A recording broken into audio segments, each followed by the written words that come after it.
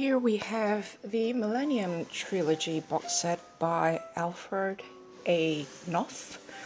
I hope I'm pronouncing Knopf correctly there.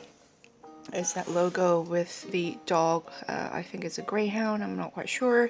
I always think of it as a greyhound, never really inspected any closer, never really tried to find out. They are one of my favorite publication houses who I believe is responsible for the distribution of publication of the Everyman's Library, which is one of my favorites.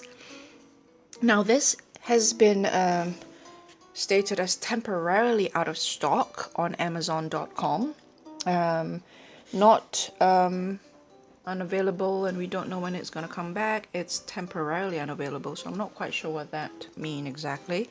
But I'll put the link down below anyway, in case they are bringing this back to market. So this consists of 3 books. The Girl with the Dragon Tattoo, which is the most famous, I suppose. It started it all, at least in the movies. The Girl Who Played with Fire, and The Girl Who Kicked the Hornets' Nests. Also includes on Stieg Larsson a collection of previously unpublished essays about and correspondence with the author, it says here. I purchased this 8 years ago. 8 years ago in 2011. So I first was introduced to this, like a lot of people, through the movie, and in this case the original Swedish movie was the one that I saw, and I can highly recommend that you start with the original Swedish movie rather than the English speaking one. So this is bound here and covered, hardback covered with cloth, and stamped on is a red, I believe it's cotton, yellow. Stamped on it is a simple red dragon, and then just in a corner there, quite elegantly, almost as if it's quite raw, it's quite, how should I put it, elegant, but also rustic is the word that I'm looking for. It's simply like someone just stamped on it quite casually. It makes, it gives you this feel of very small binder have hand printed all these, and I'm not quite sure. Knopf is not exactly a small publication house. And it has this, The Girl with the Dragon Tattoo, book 1, and the back has a rose and of the same logo. This is flat, while the edges over here is beautifully uneven, mimicking the hand-cut papers in antiquarian books. Very, very lovely, very nice, and you know, that rustic feel, that sort of handmade, old world, small bookshop sort of feel to it. And so inside here is this pale blue end papers with the arrays of a darker shade and lighter shade of the same dragons, with the islands map over here, and on the back same color, pale blue and papers, this time with the map of a larger part of Sweden, and with that over here. And paper seems to me to be this cream, neutral, unbleached looking paper here. So it says 2010, translated from Swedish by Rek Kieland.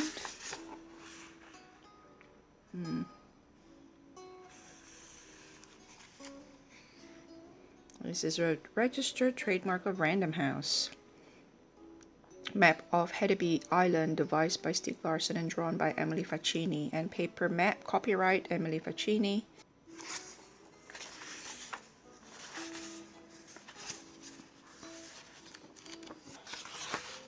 A little bit about the author. Stieg Larsson was the editor-in-chief of an anti-racist magazine, Expo, and for 20 years the graphics editor at a Swedish news agency, a leading expert on anti-democratic, right-wing extremist and Nazi organization. He died in 2004. I heard stories about how he received death threats and stones thrown through his windows, and yeah, and he is a self-declared feminist, and he lived with his partner at the time before he died for over 20 years, for a really long time before he died. And sadly, there's supposed to be another 4 books. There's supposed to be a total of 7 books, I believe. Just really quickly here, this book was set in Minion, a typeface produced by the Adobe Corporation specifically for the Macintosh personal computer and released in 1990. Designed by Robert Slimbach, Minion combines the classic characteristics of old-style faces with the full complement of weights required for modern typesetting. So it's Minion. And composed by North Market Street Graphics, Lancaster, Pennsylvania, printed and bound by Berryville Graphics, Berryville, Virginia, designed by Virginia Tan. And so, so when he passed away, I believe the manuscript or any potential raw material for the next 4 books, legally by law, had to be passed to his closest living relative. And this is the thing about some countries which do not recognize common law or de facto relationships, and wives and husbands, spouses are considered relatives by law, because marriage basically create that legal relationship. They are now considered family, legally related. And I think Stieg Larsson's manuscript fell to his closest living relative, either a nephew, I can't remember, a brother.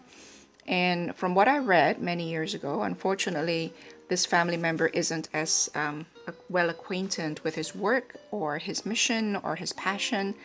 Or his partner was there with him. They were together, I suppose, as a writer and their spouse or their partners. The partner would be in the best position to know what he might wanted, what he might have wanted had he been alive, with regards to book 4, 5, and 6, and 7.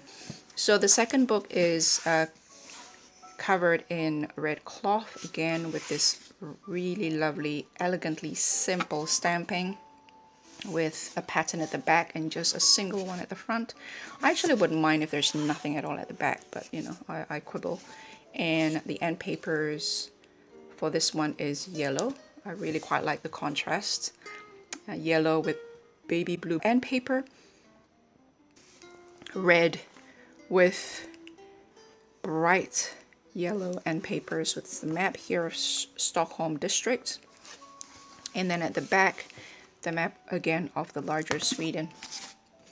The third book is The Girl Who Kicked the Hornets' Nest, bound in blue cloth with hornets. Lovely, very hand-stamped feel just in the corner there, just simple randomly. This one here is in the center, and that one there is, as you can see at the bottom there, the center. And now here it just feels very random, very haphazard, but elegantly so, again with the beautifully uneven hand-cut feel, edges up here but very even on top and at the bottom. The end papers this time is red. I really do like the contrasting blue with red end papers, red with yellow end papers over here, and then the yellow binding with the baby blue, light blue end papers here. We have the, so there is this sort of almost focusing there of Stockholm. And then here again, we zoom out to see Sweden. So Stockholm for the blue for the third book, The Girl Who Kicked the Hornets' Nest. This is Stockholm as well. Sweden there.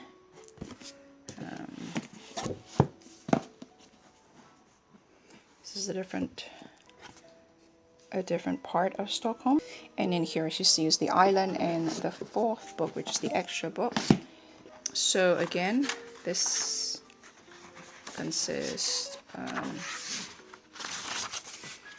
of these Stieg by Jonas Sundberg, working with Stieg Larsson by F.I.G. Din, the Larsson Nordsted's Email Exchange, Stieg Larsson, the un-Swedish author, John Henry Holmberg, and the Stieg Larsson Phenomena by Svante Weyla. So each copyrighted here, 2010 mainly, all of here. And this is originally published in Great Britain in slightly different form as afterward in a box set edition of the Millennium Trilogy by Stieg Larsson, published by McLehose Press. I do apologize for the pronunciation if that is not correct. An imprint of Kirkes, again, pronunciation, London. Published by arrangement with Kirkes Publishing PLC UK, English translation, etc., etc. So